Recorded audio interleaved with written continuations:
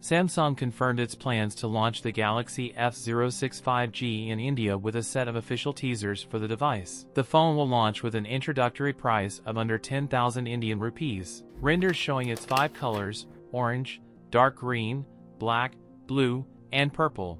As always with the Galaxy F series, this phone is expected to be a rebranded Galaxy A06, a device which launched back in August. The Galaxy F06 is expected to come with a 6.7-inch HD Plus LCD display and a teardrop notch for the front camera. It will likely run on a MediaTek Helio processor, offering smooth performance for everyday use. The camera setup is expected to include a 50MP primary sensor, a 2MP auxiliary sensor, and an 8MP front camera. The phone is expected to feature a 5000 mAh battery with 25W fast charging for longer use and quicker charging. The phone is expected to launch in late 2024 or early 2025 at a price of around 7,999 Indian rupees in India. That's it for today's video. If you enjoyed it, don't forget to like, comment, and subscribe for more content. Thanks for watching, and I'll see you in the next one.